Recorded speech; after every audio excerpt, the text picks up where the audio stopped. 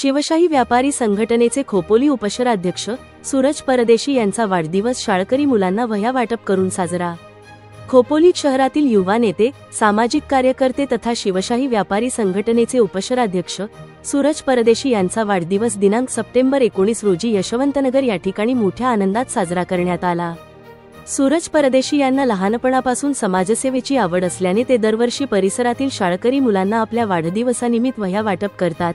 हीच परंपरा कायम ठेवत त्यांनी यावर्षी सुद्धा शहरातील विविध मान्यवरांच्या उपस्थितीत शाळकरी मुलांना वह्या वाटप करून आपला वाढदिवस आनंदात साजरा केला। यावेळी माजी नगराध्यक्ष डॉक्टर सुनील पाटील, माजी उपनगराध्यक्ष कुलदीपक अभाई शेंडे, माजी नगरसेवक किशोर पानसारे, आनंद नायडू, रायगड जिल्हा प्रमुख शिव उद्योग सेना हरीश काळे, शिवसेना नेते प्रसाद वाडकर, सामाजिक कार्यकर्ते कैलास मोरे, आकाश सोनावणे, प्रवीण महाडिक यांसह विविध क्षेत्रातील मान्यवर तसेच सूरज परदेशी यांचा मित्र परिवार व स्थानिक नागरिक मोठ्या संख्येने उपस्थित होते।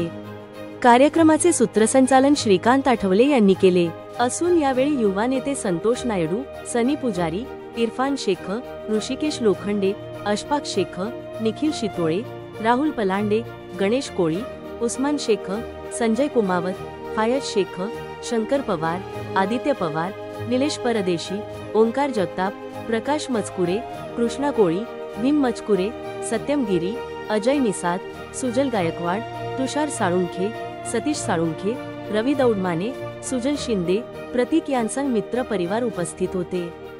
सदरील कार्यक्रमाला उपस्थित मान्यवरांनी सूरज परदेशी यांना वाढदिवसाच्या शुभेच्छा देत कार्यक्रमाचे कौतुक केले।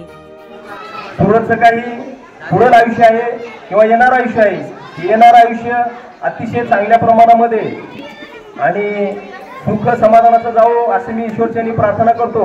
आणि शेवटी एवढं सांगतो की पैसे भरपूर जणांकडे आहेत, पण दातृत्व हे फार कमी लोकांकडे असतं।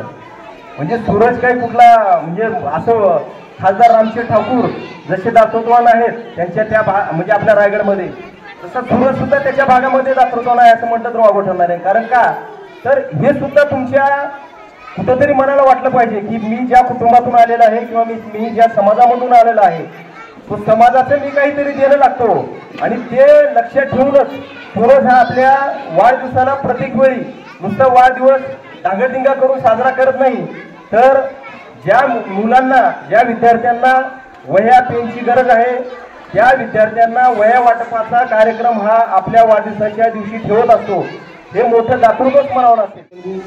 लक्ष्मण होते आणि त्यांचा संकटमोचन जसे हनुमान होते त्याचप्रमाणे ह्या यशवंतनगर ह्या पट्ट्यामध्ये सुनील भाऊ जरी रामाच्या स्वरूपात असे, मी प्रभू रामाचं नाव नाही घेत तसं घेणं, पण त्याप्रमाणे ते मोठे बंधू आहेत त्यांचे, ते काळे साहेब लक्ष्मणच्या भूमिकेत आहे आणि पण ते संकटमोचक म्हणून त्यांच्या दोघांचे असतील आणि ते राहतात।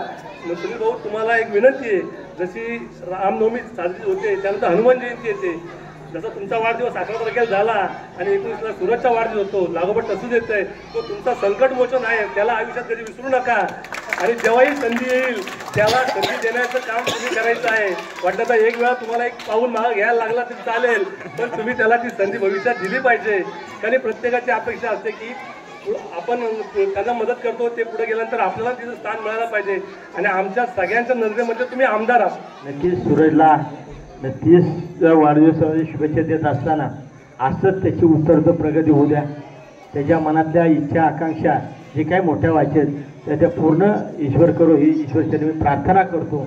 आणि सर्वांच्या वतीने सूरजला शुभेच्छा देत असताना त्याच्या मी गुणधर्म पण बोललो, परंतु सूरजमध्ये जी काही या तरुण मंडळी या ठिकाणी आलेत त्यांना देखील त्याच्याला मी अपेक्षा व्यक्त करतो का आपण असंच एक काही प्रेरणा घेऊन चांगलं काम करा। आपल्या पाठीशी देखील सुनील भाऊच नाही तरी सारी मंडळी तसली आपल्या पाठीशी राहतील, एवढंच आपल्याला या ठिकाणी आपल्याला देखील शुभेच्छा व्यक्त करतो।